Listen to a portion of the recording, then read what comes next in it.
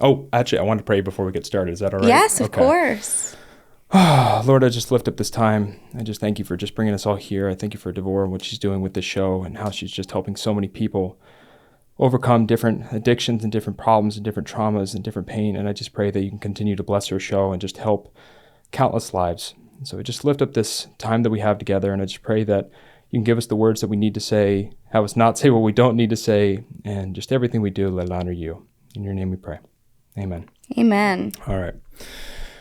All right. So for me, my story is, I know some people come on here and they have like really, really traumatic stories and childhood. And it's like, I woke up and every day all I had to eat was a knuckle sandwich from my dad, for breakfast, lunch, and dinner. And it's like, my life was actually really, really good. And, my story of being a porn addict for 15 years is a story that no matter how good or bad your life is, you can fall prey to addiction if you're not prepared, if you're not ready, and you don't protect yourself in the right ways.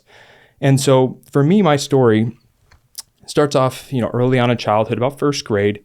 I remember I wasn't doing that well in school, and my parents were like, there's something wrong with this kid. And so they took me to the doctors, and the doctors are like, he's got ADD, dyslexia, short-term memory, and, he's kind of an idiot. There was no classification for exactly what I had, but that was so many words.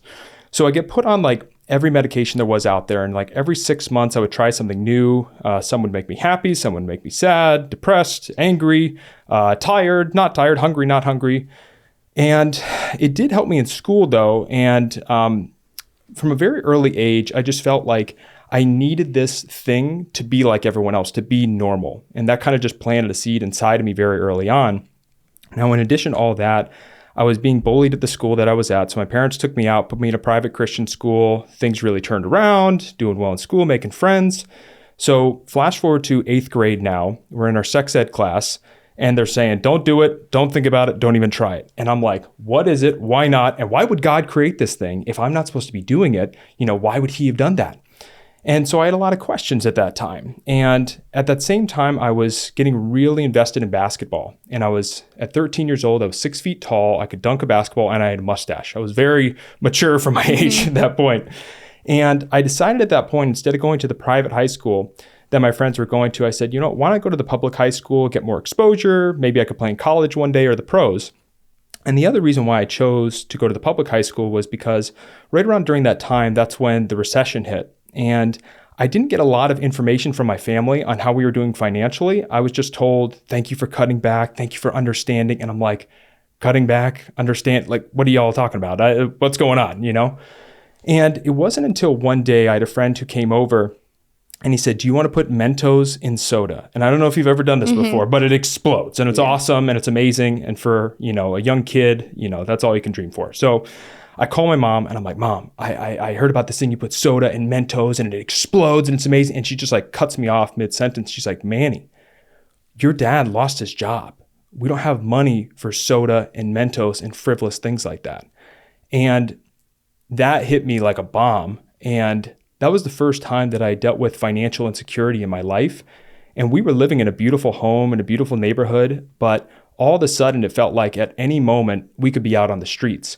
And so for me, in my mind, I got into this mindset of, I now need to make it to the NBA to help save my family. And also, I'm an idiot without these pills, so I'm not even going to be able to get a job if I don't make it to the NBA. I better work really, really hard at this. And so from the ages of about 13 to 18, I would shoot 1,000 shots a day, which would take me about 2.5 to 3.5 hours to do. So it was a very, very scary time, but I just said, I'm going to do everything I can to make this thing happen. So flash forward, I get into high school. And one of the things I noticed very on is I was doing well in the ladies department. And that might've been because I was taller than everyone and, had facial hair. And what was so funny about it is very early on, I would tell all the girls that I met, hey, just so you know, I don't have sex because I'm a Christian and Christians don't have sex before marriage. So you did grow up religious? I did grow up religious. Oh yeah. And went to a private Christian school all growing up. And so now I'm in the public high school. And so I'm letting the girls know. I don't even know what sex is, by the way, at that time. I'm just like, I don't do it. So don't even try it. And, put them in their place. Right. So then high school is starting to end and I didn't grow any taller. I was a good basketball player, but I wasn't going to be playing in college and I wasn't going to be making it to the pros. And now that 2.5, 3.5 hours that I was spending on basketball each day, now that was just gone. And I just had this huge void in my life. And this is really where my porn journey began. I remember the first time I saw porn.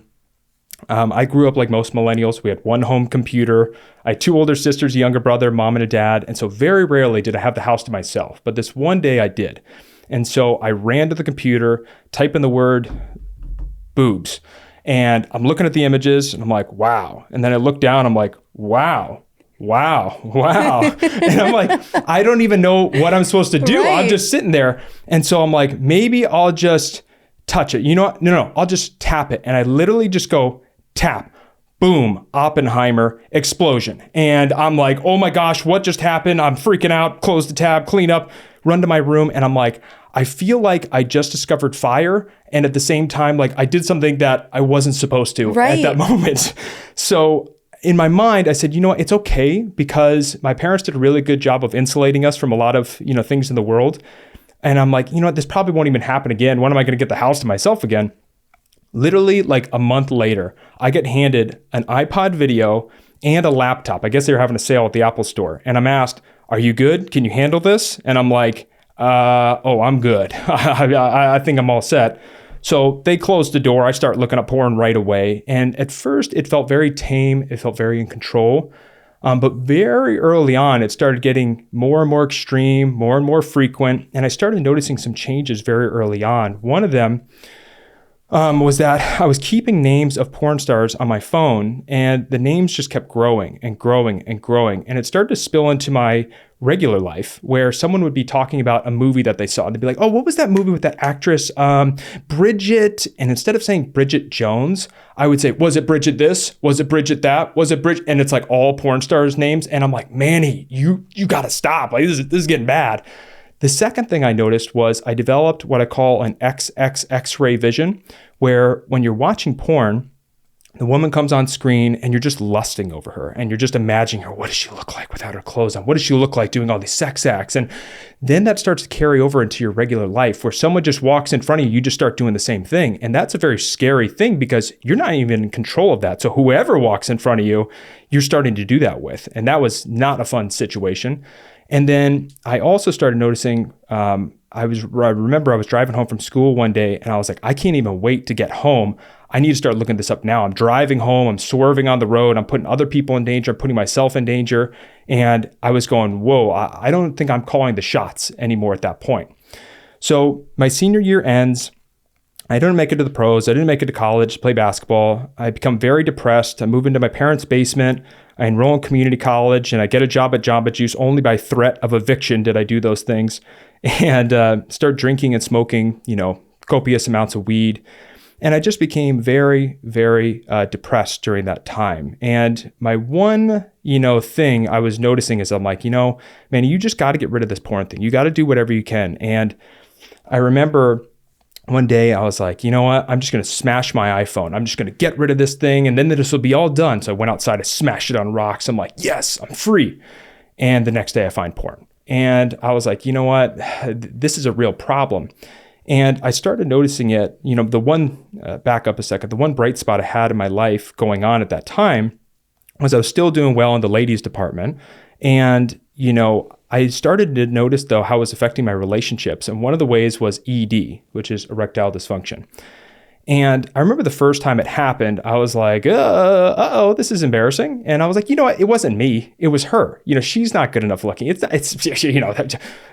So then it starts happening again and again. And one really embarrassing time I remember, I was going to community college with this one girl and we really liked each other and we were about to start dating. And by the way, backing up a second, when I was in high school, I said, I'm not going to have sex. I'm never going to have sex before marriage. I'm not doing that. I started watching more and more porn and my standards just started slowly slipping. I'm like, why should I not be able to do this thing? And it looks like they're having a pretty good time on the screen. Why don't I have a pretty good time as well? Right? So my standards start slipping and I'm like, I'm going to start having sex. So I start having ED. One of the embarrassing moments as well, I have this girl, community college, we're, getting things going with our relationship. And I remember she comes over, things are getting hot and heavy, and she pulls it out, and it is limp, it is flaccid, it is not throbbing, and it felt like it was about yay big. And for those visually impaired listeners, I am pointing at the small part of my pinky right now. And I remember going to school the next day with her, and all of a sudden she wasn't that interested in dating me anymore. And was that the first girl that you were going to try to have sex with? No, there was a number of situations before that happened. Humble brag, but like every time you were experiencing. Yeah. It was almost every single time. Okay, and it you was think coming that up. was because your expectations were so high from porn? From watching porn, even from very early on there, it just started instantly affecting how I was performing in the bedroom. And It was like, well, because you're seeing these things on the screen, and then when you get into real life and you're only having one girl and it's one way and it's not exactly how you want it, it just starts to mess with your mind. And it's actually called porn-induced ED is what it is. Okay. Yeah. And so I get back to school that next day, and all of a sudden she just wants to be friends. And I'm like, I thought we had a good thing going. And she said, I'm not that interested. And we had a bunch of mutual friends, and all of a sudden they don't want to hang out with me, and they're kind of snickering. And I'm like, they're probably over there laughing at me like, there goes micro penis Manny, and it's just like, that was embarrassing. Yeah. And the one I was most ashamed of, though, when it came to ED was, I remember, because porn was teaching me, you can have whatever you want, whenever you want, however you want it. I remember one of my friends went out of town for work, and I just started texting his girlfriend, and I'm like, I just want to have her. Not because I'm interested in her, just because the idea of I can have whatever I want. So I go over there, and of course the ED starts flaring up. She's crying. I run out of there, and she tells her boyfriend, and I had to deal with that whole situation. So that was absolutely not a good time. So after experiencing this a bunch, I was like, I don't want that to happen anymore. So what I'm going to do is I'm going to not jerk off or not look at porn before I have one of these potential sexy moments. And the most I could go in this 15-year stretch of being a porn addict was about 5 days. And that's probably being generous. So I remember I would do that. And then what would happen is it was almost worse, because then I would start lasting for like 45 minutes. And it sounds like that'd be a good thing. But what happens is she doesn't feel beautiful. She's wondering, why can't he get off? And she's, struggling with her self-worth. And for me, I'm lasting for 45 minutes. It's not like I'm in ecstasy over there. It's pretty numb down there.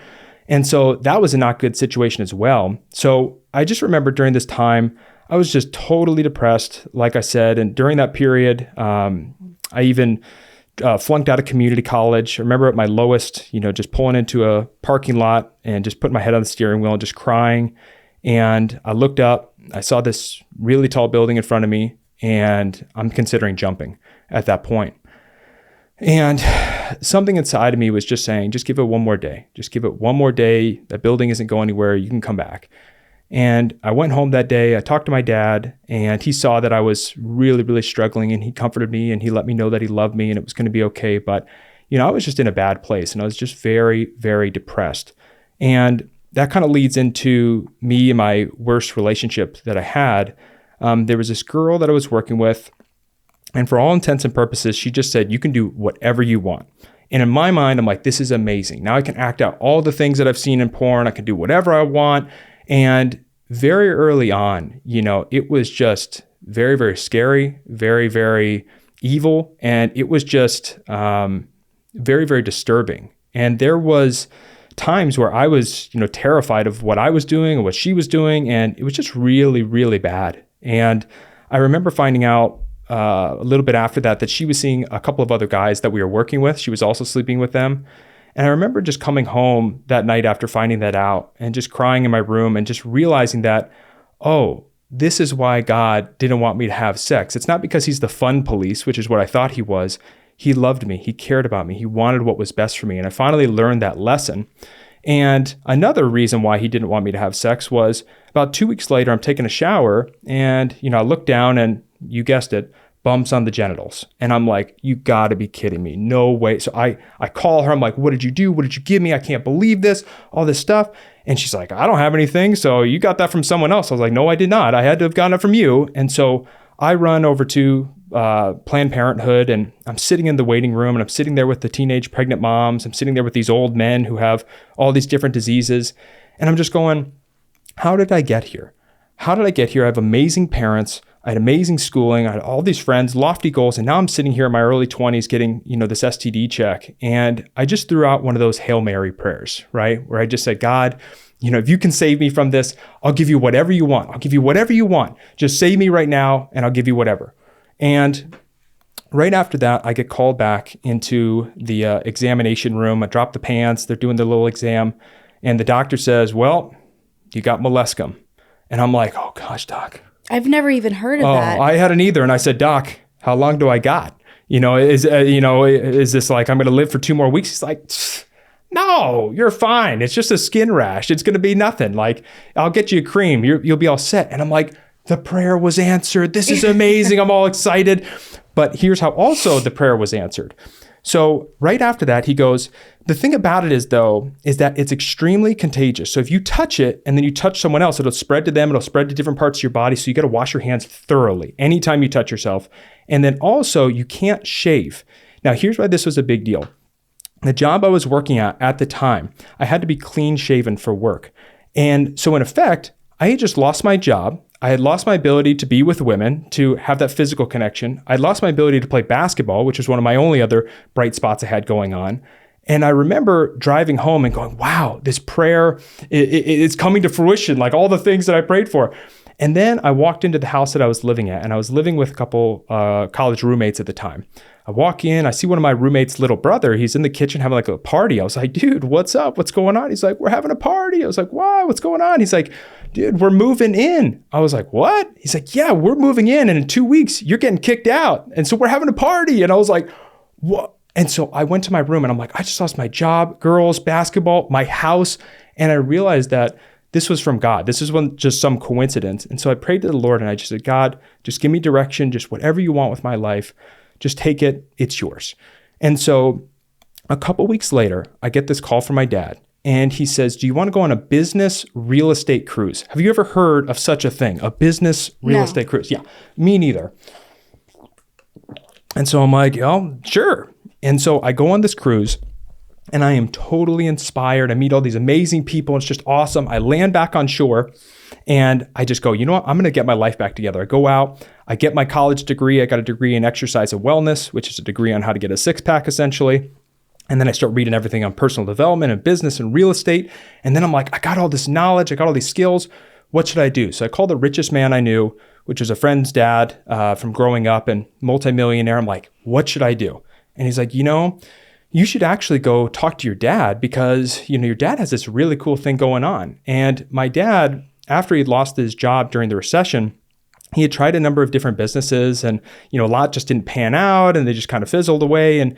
But then he ran across this one business. It's called residential assisted living. So it's like a nursing home in a house in a neighborhood. And he was making a lot of money and he was helping a lot of people. And I was like, Dad, I want to learn how to do this. Can you show me how to do it? And he was teaching classes on how to do it at the time. So I go out to one of the classes, I'm totally inspired. I'm like, Dad, I'm in. You tell me what you need me to do. I'm ready. And he's like, well, I don't have a job for you or anything like that, but our students need houses to do this in. And so if you want to go find them some homes or some off-market deals, then maybe you could do that. And so I go home, I get my real estate license, I start cold calling hundreds of care homes every single day. And all of a sudden my financial life just starts to flourish. And it was just this amazing turnaround that I was having, which leads me to when I met the love of my life, Becca. So then I meet Becca, we go on a blind date. And right from the beginning, I knew that there was something special about this girl. She ended up being my next door neighbor and we hung out every single day, every single moment we could for the first 6 months. There wasn't a single day that we didn't spend with each other. And I just knew very early on, I said, this is the woman I want to be with. This is the woman I want to marry. And, the thing about it was I had given everything to the Lord and I said, you can have it all, everything except for one thing, which was porn. Because I was like, God, come on, you're expecting me not to have sex and not to watch porn? Come on, seriously. But the thing about it is that I really felt like, I'm really righteous in what I'm doing. I'm not having sex. I'm just watching porn. I'm not like those other guys who are going out to strip clubs or getting prostitutes. But what's funny about it is when you think about it, what is porn but filmed prostitution? And how is a guy going to a strip club and watching a couple of women dance in a darkly lit room worse than me watching tens, if not hundreds of women perform extreme sex acts in a given evening? And so regardless of that, I said, I'm getting married. I don't need porn anymore. So I'm going to get rid of this thing for good. And I said, 3 months before we get married, I'm done. And then it's like 2 months before we get married, I'm done. 1 month, 1 week, and then it's the night before. And I still remember the scene that I watched the night before our wedding. Now, when we got married, we had this incredible wedding. It was fairy tale-esque. It was just so awesome. But when we went to the honeymoon suite, I had ED. And she's crying. And, I just felt in my heart, I'm like, you got to tell her. And I just said, Becca, it's not because of you. You're beautiful. You're an angel. I love you. You're so sexy. It's me. I've been watching porn for so long and it's just affected my body. And that's what's going on. And in that moment, I said I was sorry, but I didn't say I wanted to quit. I just said, I'm sorry. And for the next 3 years of Becca and I's relationship, for her on her end, she just, slid this under the rug and she just didn't want to pretend it was an issue. And she just said, go fix it on your own. And just, that's what she did. And for me on my end, I said, I can still watch porn as long as I can have sex with Becca once or twice a week. I can keep up this charade. And for me to justify watching porn for those years, what I would do is I would look for a reason to get upset with Becca so I could go justify jerking off. So I might go out there. I'm like, hey, what's going on? What do you want to watch for TV? And she's like, well, I'm thinking about this show. Oh, that show? Are you kidding me? You want to watch that? We watched that show last week. When am I going to get to pick a show? You know what? I'll be back. And I go jerk off. And then I jerk off and I feel bad about it. And then I'd say, oh, I need a reason to justify what I just did. So I look for another reason to get mad at her. So she's like, hey, I put the spaghetti away. I didn't know when you were going to be out. You're in the room for a while. Oh, you put the spaghetti away. Are you kidding me? I'm hungry. And now I got to warm it up and take it out and put it out. Don't you ever think about some of it yourself? And I was just angry. I was a monster. I was just paranoid. I was just terrible to live with. And she started noticing things like we'd be watching a show and there'd just be an actress, do something, just show any type of emotion that I didn't like. And I would just get up and I'd just start screaming at the TV like, I can't believe her. I hate her. Isn't she the worst? Oh my goodness. And Becca's like, what is your deal? And she's like, you never yell at any guys, but you will yell at women on the screen. Like, what are you, some type of sexist or something? I'm like, I'm not some type of sexist. Like, what are you even talking about? And I didn't even realize how much porn was warping my brain of just like, no, women are objects. Women shouldn't have emotions. They just do whatever I want, whenever I want. And it was even so bad. I had this unofficial list of just women that I just hated. On the top of the list, one of the women was Jennifer Gardner. Okay, why Jennifer Gardner? What could I tell you I didn't like about her? I don't know. I don't know why she was on the top of the list, but that's how warped the mind was. Is I was just like, there's something about her. I just don't like it and all this stuff. And, one of the craziest things is that, there was a genre of sex. I only saw a handful of times right towards the end when I was watching porn, but porn warps our minds. And there was this one genre called, I don't even know what to call it, but it's just like women are object sex. And I remember this one scene I saw where there's two women, they're talking at a table, they're like having breakfast or something, and then a man just walks in the room and just starts having sex with one of them, but she's not even reacting to it. And it's like, well, that's weird. I'm like, maybe I smoked too much weed and that's why I'm just weirded out. There's a weird scene. And then he starts having sex with the other woman and then he finishes and then scene's over. And I'm like, okay, that was weird. I watch another video. It's the same genre. And it's like the similar thing going on. And I realized that, oh my gosh, in the time from when I started watching porn to now, there's been this new genre that's been created that women are just objects and we just want them exactly how we want them in this way. And it was just a really, really sick thing seeing that. So as I mentioned, during this time, I was angry, I was paranoid, but on the outside, everything looked really good because I'm making all this money. We're going on fancy vacations. We even got a little bit of fame. And, things were going really, really well from the outside. But on the inside, I really kind of felt like I was a PG version of The Wolf on Wall Street. An example of that was, I remember one day I made $120,000 on a real estate deal and I was sitting in my car. And I was just looking at it and I felt nothing inside. And in my head, I would say, well, that's because it's 120,000. If it was 1.2, then you'd be happy. And if you drank more, then you'd be happy, or smoke more, or watch more crazy stuff, then you'd be happy. And during that time, I just never felt like I was present. I was always just looking for the next thing. Once I get the next thing, then I'll be happy. And a good example of that is, as well too, is I was asked to do a TED Talk, a TEDx talk in a suburb of Amsterdam. And I do this TED Talk, and it's how I became a millionaire before I was like 27 or 28. I don't even know how old I was when that happened. But I do this talk, and the second I'm done with the talk, I run off stage, I go to the bars, I have 6, 7 beers, I go to the coffee shops, which is where you can smoke weed in Amsterdam. I have 2 or 3 blunts, and then I run home, and then I start jerking off to porn instead of having sex with my beautiful wife. And my relationship with God during that time was not, I hate you, God, or I disown you, or anything like that. It was just, hey, God, thank you so much for saving me back then with that whole melescum situation. I really appreciate that, but I got it now. I'm kind of invincible. I've made all this money. I don't really need you anymore. And anything that you taught or anything you put in the good book, I'll just take those as suggestions, and I'll let you know if I need you, but I'm good. And I remember another thing I would say during that time is just, I won the game of life. I got this beautiful wife, made all this money, fame, traveling all over the world, been skydiving, college degree. And I'm like, what else is there in this life? Is this all that this life has to offer? So flash forward, it's very early on in COVID. I'm now 210 pounds. For reference, I'm 170 pounds right now. And I'm 210 pounds. This is after I get the degree on how to have a 6-pack. And that is not 210 pounds of muscle. That night, I remember I was drinking a couple bottles of wine, having a couple weed gummies, and I'm planning on going to go jerk off. And Becca, in so many words, says, do you want to go have sex? And this is how screwed up my mind had become. I said, I'm pissed off at you because I want to go look at porn and you're ruining my plans for the evening. But I just said, you know what? It's fine. We'll go to the bedroom, start trying to have sex. It's not working, so I try harder. It's not working. I'm having the ED problems. And eventually I just said, you know what, Becca? You're the problem here. You're the issue. You're the reason why I can't get things going. And she's crying and I'm screaming at her. And I storm out of the room. I slam the door. And I just go to our living room and I just sit down on the couch. I put my hands on my head and I just said, God, I need help. Help me, God. And in that moment, I just felt the Lord put on my heart. He just said, go to Becca and ask for that help. And in that moment, that was the absolute last thing that I wanted to do, but I knew that's what I needed to do. And so I got up, I went into the room and I just said, Becca, I'm sorry. I have this serious problem, but I love you more than this issue and I want to overcome this, but I cannot do this on my own. Will you help me overcome this addiction? And to my surprise, she said yes. And that period of our lives was very, very tough because we felt very alone. On my end, I'm like, what should I share with her? How am I supposed to overcome this? For her, she's like, how do I support my husband overcoming addiction? And anytime you look up anything online, it's like, if your husband watches porn, that means he's cheating on you. That means you're getting a divorce. That means your life is over. And so we didn't know where to go for guidance during this time. But 2 things that we found out during this period was, one, is that addiction dies in the light. When it is exposed to the light, it cannot survive in that environment.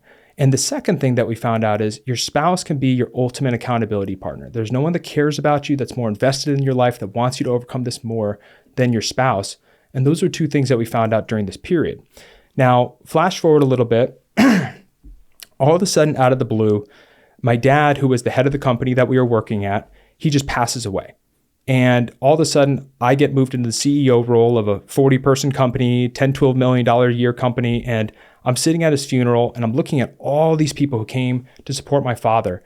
And I'm going, my dad did what he was supposed to do with his life. He ran his race. But I started to ask the question, is this what I'm supposed to do with my life? Am I supposed to lead this company?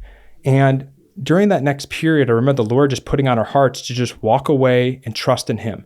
And as I mentioned, I was the God of my own universe. Well, I don't really need you. And so I would say back to God, I'm like, well, God, tell me what you want me to do. And then I'll let you know. I'll kind of like weigh those options. I'll let you know if that's the right thing. And, the Lord just kept putting this on our heart. And eventually I just had to have that moment where I just said, you know what? Instead of being the God of the universe, I'm going to let the God of the universe be the God of the universe. And I'm going to play my role in his plan. And I said, Becca, we can be like Jonah, which if you've never heard the story of Jonah, God calls Jonah out to go speak to a city that was very wicked. And Jonah runs in the opposite direction. He sends a whale to eat him essentially and spits him up on the shore. And I'm like, Becca, we can follow God or he's going to send a whale. We got to do this eventually. And so Becca and I walk away from the company. And about 2 weeks later, we're at a dinner. We're just having a little date. And almost at the same time, we feel this calling on our heart. We look up at each other and we go, I know exactly what God wants us to do. And we both almost say it at the same time, where it's God wants us to help couples overcome porn use as a team. And when that happened, that was like such a a cool moment, but it was also incredibly scary because I'm like, I'm not a doctor, I'm not a psychologist, and I'm still kind of struggling with this a little bit. Like I have porn blockers on my phone, but if those porn blockers weren't there, I kind of feel like an animal in a cage, like I might be wild, you know? And so I was very just, what am I supposed to do with this? And a couple days later, I'm working out and I just remember it was like a lightning bolt hit me from above and I just fell to my knees and I felt the Lord say, raise up an army to fight this evil power. And in that moment, I realized that this was God who was telling us to do this. And I just said, if God is with us, then no one can stand against us. And it's not that we're qualified to do this, it's that we're called to do this. And the Lord is going to point us in the right direction. He's going to tell us what to do, and all we need to do is follow him. So Beck and I start researching everything there is on addiction and porn addiction and sex addiction and all this stuff. And one of the very first things that we found out is that porn is nothing but a pain reliever, a pain that's going on inside, a trauma, hurts. And some people, they use alcohol, some people it's drugs, some people it's hamburgers, some people it's Netflix, and some people it's porn.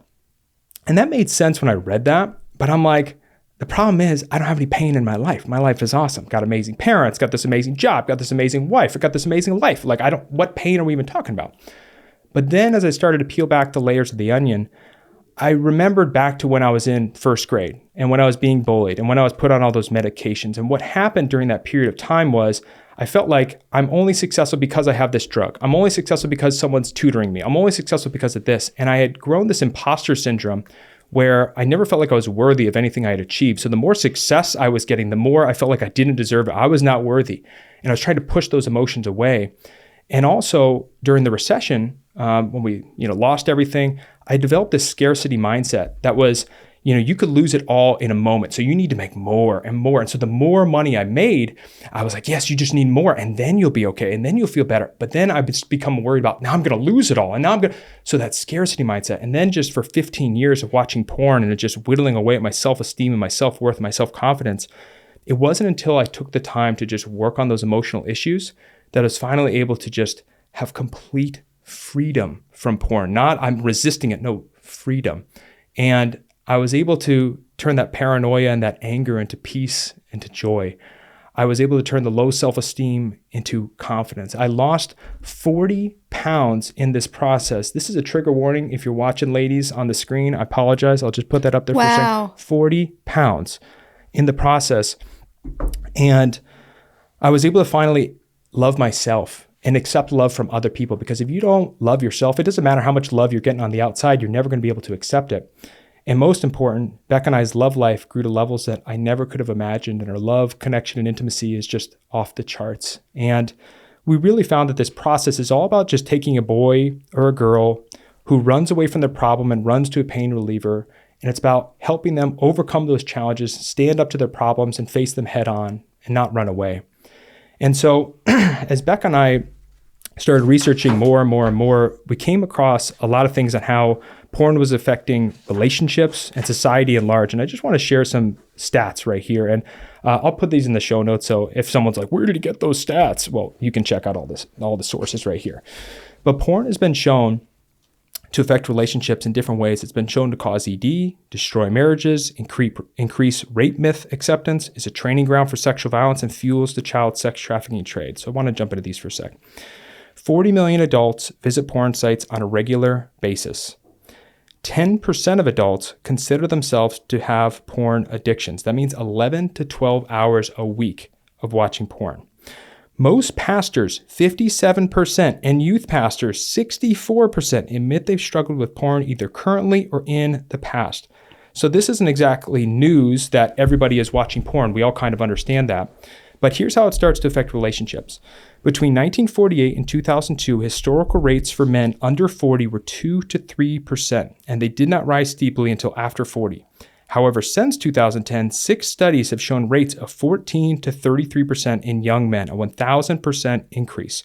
So if you notice, when you see those Hims ads everywhere, it's all millennials in those commercials. It's not a 70-year-old man that they're promoting, hey, have more fun in the bedroom. It's always like a 25-year-old. And it's like, why does a 25-year-old need that help? And that's because they're having porn-induced erectile dysfunction. Now, ED is bad, but what about watching so much porn that now you're not even interested in having sex? You just want to watch the screen. In Japan, 2010 poll showed a trend that 36% of men aged 16 to 19 had no interest in sex, and that was more than doubled the 17.5% from 2008. And you might be saying, well, that's Japan, and that's the other side of the world, and they got a different culture, and they're different over there. Well, okay, fair enough. In France, a 2008 survey showed that 20% of those 18 to 24 had no interest in sex. Now, this is France, people. This is where they invented sex, and that's all they do over there is have sex. And 20% of people 18 to 24 have no interest in sex. Now, obviously, if you can't get it up, you're not interested in having a relationship, that's going to start doing things to different people. So this is from the American Academy of Matrimonial Lawyers. In 2002, lawyers were surveyed, and they claimed that an obsessive interest in internet porn was a significant factor in 56% of their divorce cases the prior year. That was 2002, when we had Nokia bricks, right? Now we have supercomputers in our pockets, and who's watching this stuff? Well, kids. 1 out of every 10 porn users is 10 or younger. And when we're talking about porn, we're not just talking about, a pair of boobs and, something like that. 88% of porn scenes contain physical aggression. What does that actually mean? Choking, slapping, spitting, hitting, and more. 49% of porn scenes contain verbal aggression. What does that actually mean? Bitch, cum slut, whore, racial slurs, and plenty more. Adolescents who viewed intentionally violent porn were almost 6 times more likely to report sexually aggressive behaviors than those who had not. So when we talk about how far this rabbit hole goes, when anyone starts watching porn, it always starts pretty much the same way. I'm just looking up, one image, then it's a couple images, then it's a video, then it's a couple more videos, and it's a more extreme video. And that's because the brain loves novelty. And the first time you see something that's very exciting, and then you get a little desensitized to it, you want to go a little bit further, a little bit further, a little bit further. And one of the most common phrases that people who watch porn that they say is that, I don't even like what I'm watching, but I want it for some reason. I don't know where this is coming from. And what happens when you're watching porn, you might see something really scary on the screen. And if you're in a hypersexualized state and you see something scary, well, these neurons that are firing together are wiring together. And now all of a sudden, when you see that scary thing, it's like, why do I have a boner now? That it's like, what do these things have to do with each other? And they just start going further and further and further. So this is some crazy stats right here.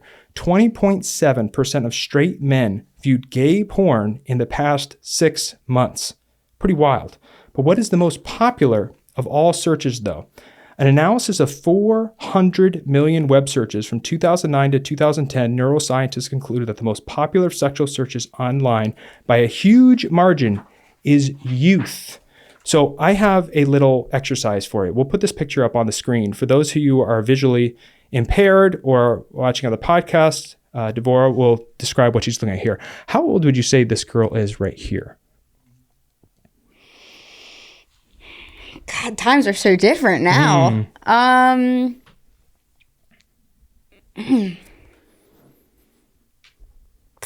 God. Best guess. What do you got? 22. 22? What would you say? She definitely looks like she could be in her 20s, but I have a feeling it's going to be something crazy like 15, 16. 20, 17, 30. Here's the thing. Nobody in this entire room knows how old that girl is. And that's kind of the whole point, right? Is because when people are watching porn, they don't know. They're not checking birth certificates before they watch that scene.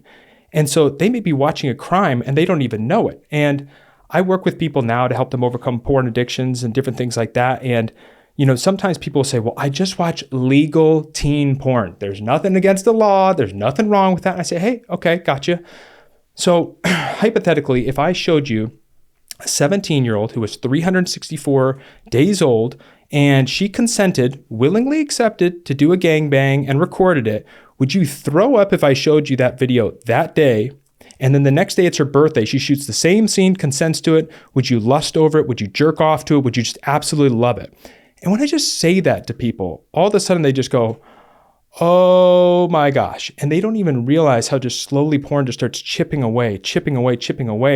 And for some people, they say, well, it's an 18-year-old. Well, it's a 17-year-old. Well, come on, she wants it. And well, it's 16. Well, come on, it was just one video. And then it's all of a sudden it's lower. And people start going down rabbit holes that they never could have imagined. And a lot of times when we think of the human trafficking industry, the child porn industry, we think of it as just like, it's this tiny thing. It's nobody. It's nothing. Well, it's said in the US, the porn industry is a $16 billion industry, but the child porn industry in the US is said to be a $3 billion industry. There are 116,000 inquiries related to child porn received daily. There are estimates that 15,000 to 50,000 women and children are sex trafficked in the US each year, and nearly half of sex trafficking victims report that porn was made of them while they were in bondage. Someone today might watch porn and they have no idea that they're fueling the child sex trafficking trade, that they're fueling this human trafficking industry, and it's just a really, really sad thing. But when people understand that, they can wake up to it. Now, a couple quick things right here. How does this happen? How do people get to this point? It all works the same. Rape culture and trafficking. Everyone gets through the door the same way. It starts vanilla. Okay, then the mind starts to lose control. It wants a little bit more, and all of a sudden you become trained to do what you see. And this is from a meta-analysis of 46 published studies that were undertaken to determine the effects of pornography on sexual deviancy, sexual perpetration, and attitudes regarding intimate relationships, and attitudes regarding the rape myth. For porn users, it was shown that there was a 31% increase in risk of developing sexually deviant tendencies, a 22% increase in risk of committing sexual offenses, and a 31% increase in risk of accepting rape myth. Now, tell me if you've ever heard any of these before. Rape myths. Hey, she was asking for wearing that. Come on. Hey, she didn't fight it, so it wasn't rape. Hey, she went home with them, so it wasn't rape. Hey, she said no, but come on. She meant yes. Here's the good news with everything that I just said.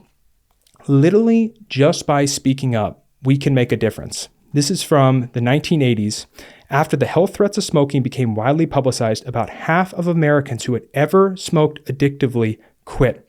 And most remarkable of all, more than 90% of them quit without any kind of treatment. Now, when Beck and I read all this, when we learned all this, we said, we need to stand up, we need to speak up, and we need to try to do whatever we can to make a difference. And so we made a course for couples. We just made one for people who are single that they can go through and overcome porn. But first we made this one for couples. And the first person to get signed up for our course, his name was David. And David was getting married, and he said, I need to overcome this problem. At his worst, he was messing up 6 to 10 times a day. And I said, David, you know what you need to do. You need to get the course. You need to get started. And at the time, I think we were charging a couple grand for the course. And he just said, Manny, I want to do this, but I don't have the money. You can check my bank account. I can't do it.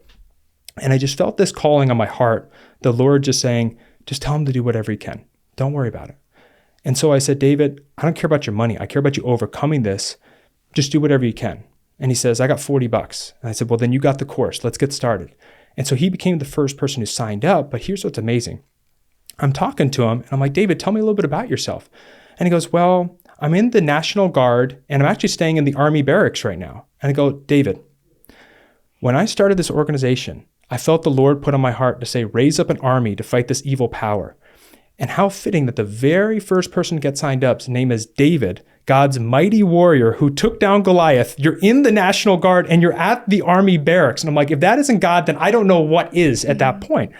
But here's what was even more incredible is he goes through the course, he gets married, they have an amazing marriage, he's quit his job, he's got this way better job, he's making more money, he's in his best shape of his life, and now he's paying it forward to that next person. And it's just been so cool to see that happening. But once we saw the success that David was having, we just said, you know what? If we have the medicine for the sick and we can help people through this, then why are we waiting until they give us something? Give us the money and then we'll give you the medicine. We just said, we need to make this thing affordable so that way if anyone wants to overcome this, they can.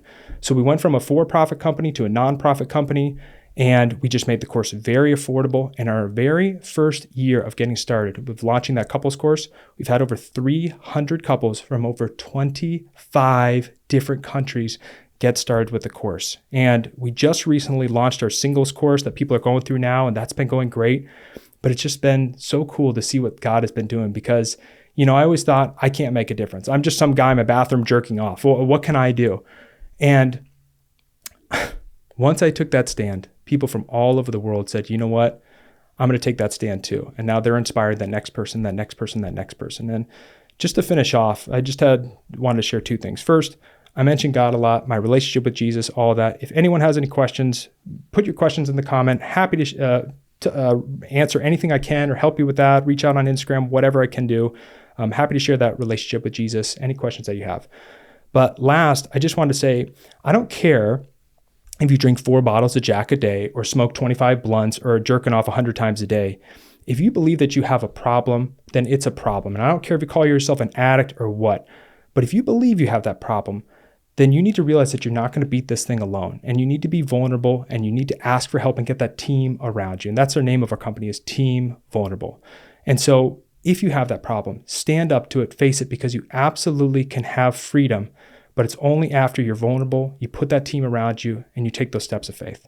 So I just want to say thank you so much for just letting me share the story, and I really appreciate it. I've never shared my full story like this in a setting like this, so just thank you for giving us the platform. It just means the world to us. You're Thank incredible. You did such a great job. Thank you. I have a couple of things. I wanted to let you like talk and finish because you were just on a roll. I was like, I'm not going to interrupt him. But no, seriously, you did incredible, and that's like to say the least.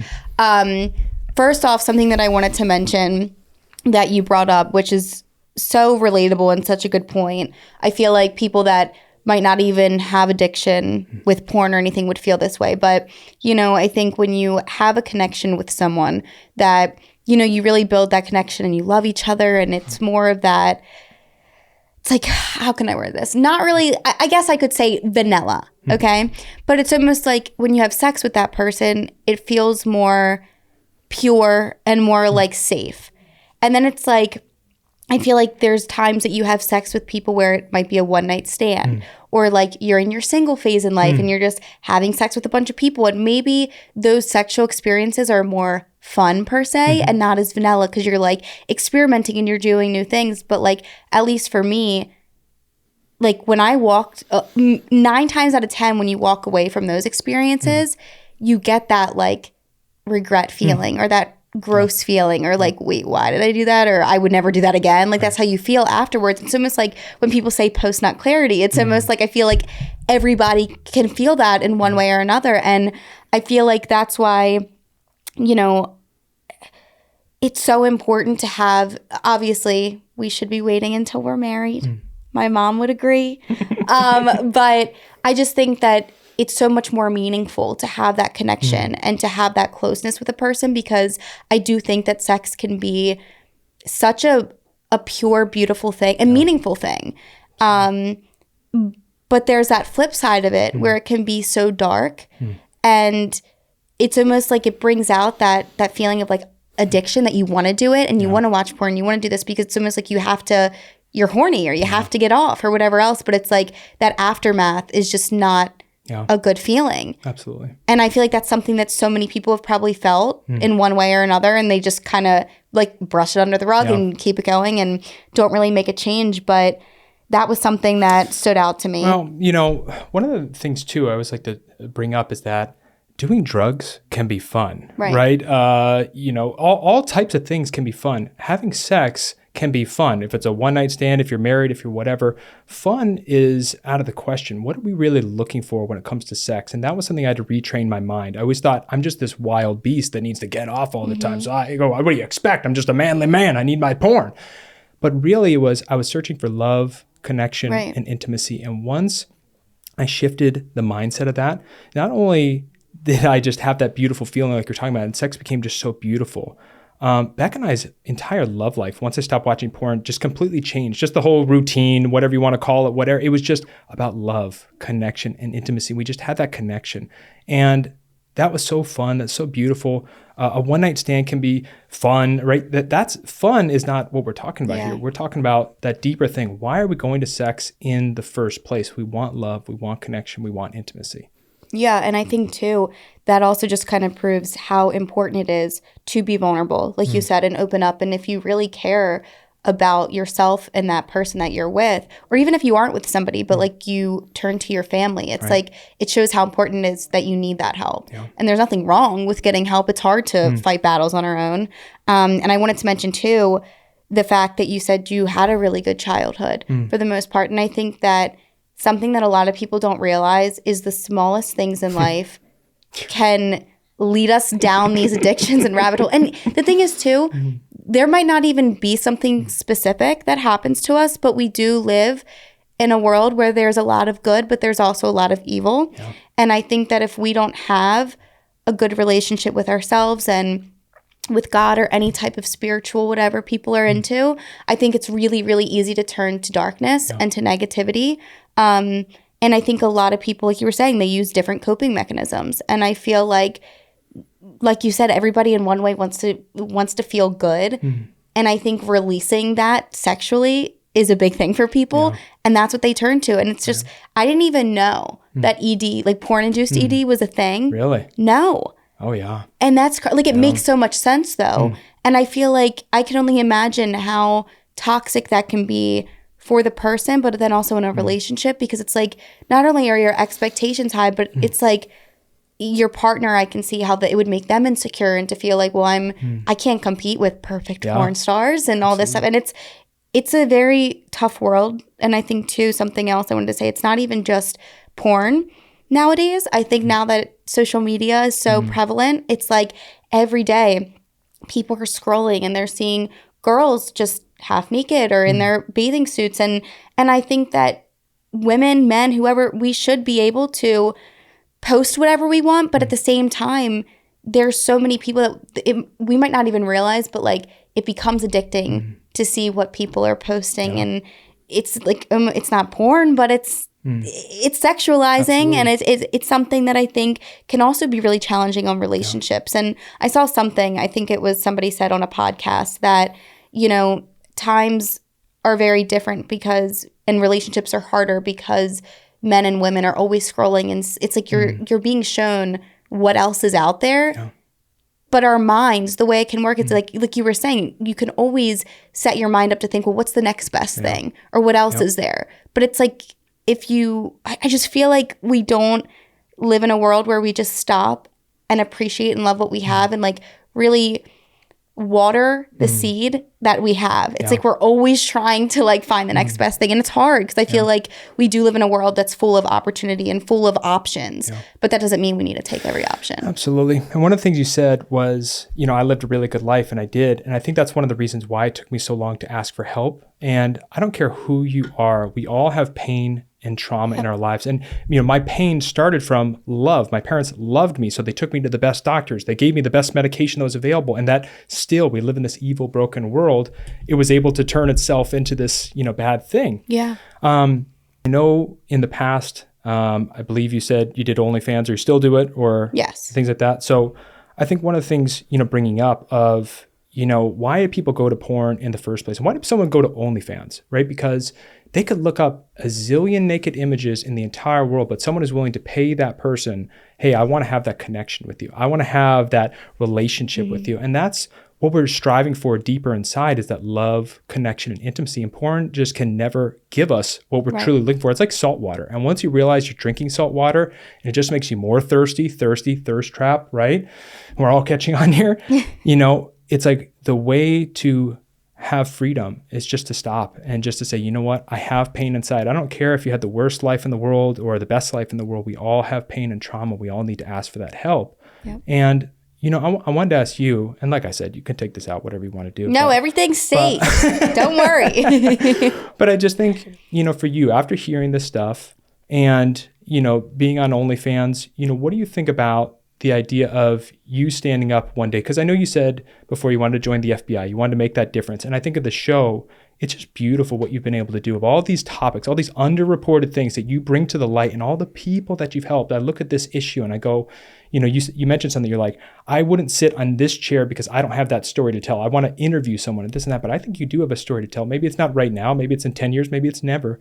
But what about the story of, you know, I was on OnlyFans and then I learned the truth and I stood up and, you know, I was able to make that difference. Because I know for me, one of those things, like I mentioned, I just thought I was some guy in the bathroom jerking off. I'm like, what difference can I make? I really can't make any difference. And it's like, literally, just by standing up to this evil, we've had marriages be repaired. We've had, literally, I've worked with people where they've had some scary thoughts. So I'll just leave it at that. And we're having children be saved. We're having marriages be repaired, and men becoming their ultimate selves and just being able to love women instead of just see them as objects. But I just wanted to just ask you, you know, just what are your thoughts on that? If one day that did happen? Yeah, no, and absolutely. And I think too, like I was saying before we started filming, I think that everybody has their own opinions in life and on so many different topics, but I think I'm a very open-minded person. And I think that when I first began OnlyFans, my mindset was like, oh, I've always been an open person. I don't care. Like, I just show my body, whatever. And as I've gotten older and the longer I was doing it and just reading what people would say and like feeling this almost obligation to post my body for money, it was so draining. Yeah. And I couldn't even understand why. Like, I'd be like I would cry all the time. I was like, Wow.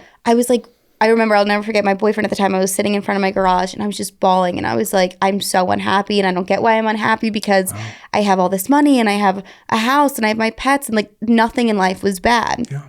But I felt so drained. I felt so unfulfilled. And thankfully, when I started this podcast, my goal has always been that one day, even when I did the podcast with my best friend, that the podcast will replace that income, and that's the end goal. Not even end goal, but like the first step. But when this podcast first started, for me, it kind of not blocked that out, but it gave me the fulfillment that I was looking for. And currently, I'm kind of in this place in my life where I've maneuvered things around and managed to get to a place where OnlyFans is my main source of income, and that's what I do right now.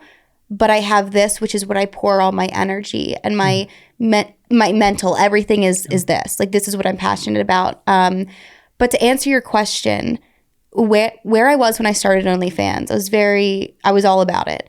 And as time has gone on and where I am now, I would never look back and say, like, even when I'm done with it, I would never look back and say I regret it or anything like that. And if anybody would choose to do it, that's their choice. But I also can see myself sitting here and say, on the flip side, and say why I think you shouldn't. Yeah. Because honestly, the only positive is money. That's it. And I just feel like, but like I said, I'm not a judgmental person, so it's almost like I feel like I would never sit there and be like, I think you shouldn't, but I could tell you why. Right. You know, why you shouldn't. You know what I mean? But I don't see you as a judgmental person. I see you as a loving person. Yeah. You know, and I think about someone like you, you know, so smart, so beautiful, business-minded, and you could achieve anything you want in this life. And I think, you know, one of the crazy things I didn't mention, there's some OnlyFans stats. The average OnlyFans account makes $180 per month. The top 1% of OnlyFanners make $6,000. So everyone sees like the top one person that's making like $9 million. I don't know who's paying Tyga $9 million a year. Who's on that? Okay, Right. Not me. But you know, people see that and they just say, "Oh, okay, well, I'll just do that," and all these things. And just being able to be loving to that other person, just say, hey, you know what? You do have the power. We all have power in our lives. I can use my muscles to rob someone and take money that way. I could use my muscles to protect people. I can use, you know, my power to eat food that's bad for me or good food, or, you know, whatever that thing may be. We all have power in this life, and we got to go, how am I going to use this thing ultimately? And I think that's a really cool thing. And what I would just encourage you in is, it's not judging, you know, because that person can do whatever they want. It's just, hey, I love you and I care about you, and I want to see you make that change to that person who's sitting on that other side of the table, who's thinking about going down that road. Because, I mean, you had that one guest on a couple weeks ago. Oh my gosh, I was crying in my car the entire time, but she's got the stalker, you know, and it's like, oh my gosh, you know, this guy is doing all these psychologically torturing things, and you can't bring it to the cops because, well, he technically hasn't committed a crime. He's just being a creepy guy online. And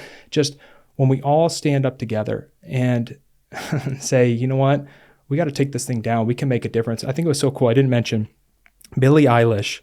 She was like so into porn. I love porn. It's amazing. And then she got older. She's like, you know what? This isn't a good thing. This is a bad thing. And now the state of Louisiana actually cited her as the reason why now you have to be 18 years or older to watch porn in Louisiana. And they were like, because Billie Eilish said this one thing, children's lives are forever changed. Because we talked about those stats. We're not talking about Playboy here. We're not talking about a pair of boobs.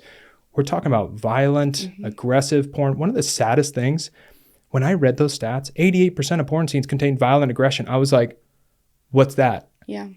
What is that? I just thought that's sex. That's sex, seeing a woman just get slapped around like that. That's normal.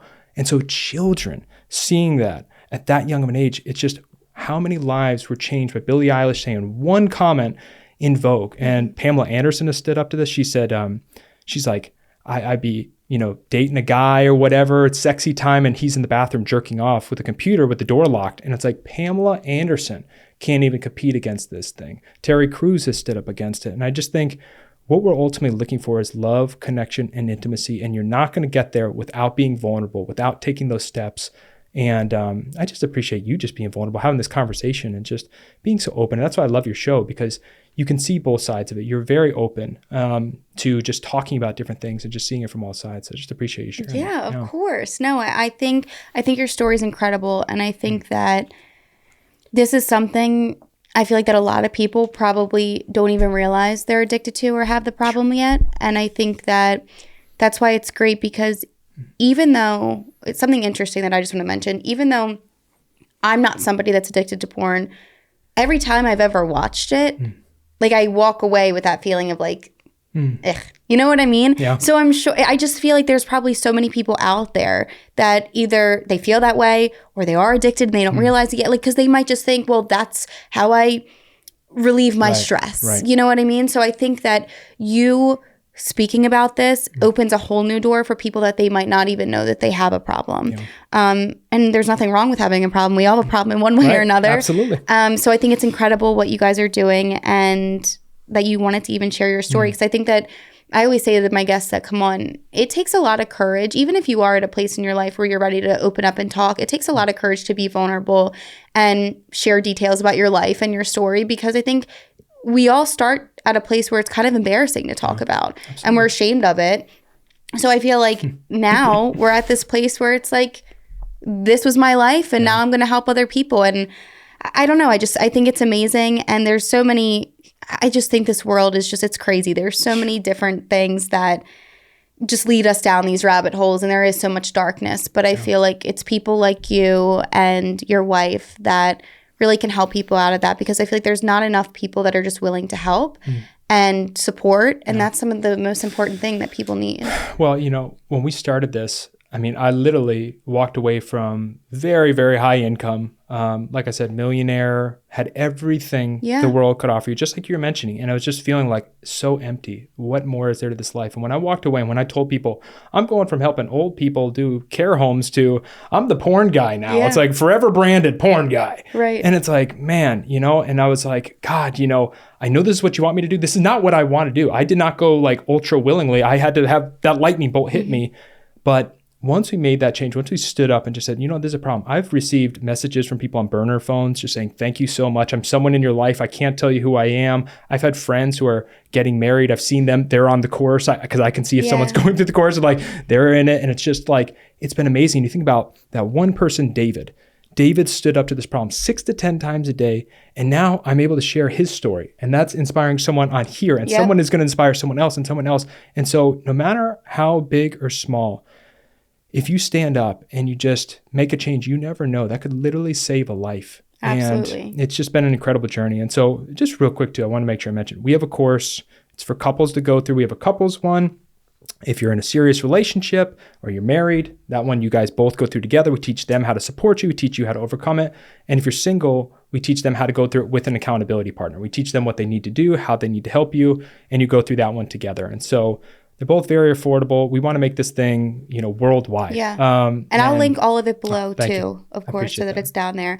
And I just want to say also, because we were on the topic of it, but people have mentioned to me several times, or just in general, like about celebrities, when they're like, oh, I wish I could post a picture of my body and make X amount of money. Like I'd have nothing to complain about. And I tell people all the time, I'm like, money does not buy happiness. Like I was like, trust me, yes, it can make life a little easier in some ways, but like you can be a millionaire, a billionaire, and you can still feel so drained and so sad. And I don't think enough people realize that. And I think it's very easy when you're working your ass off and not making what you should be making to say, if only I had this much, I'd be, like you said, I'd be happy. But it's like you could have all the money and never have to work again and still be unhappy. And I think that in general, whether you have an addiction to something or whether you're just going through the motions of life, it's so important to find your purpose and find fulfillment, because I think until you really find something that brings you that joy and that within and that happiness, you don't really it's almost like you can have everything, but it still feels like nothing.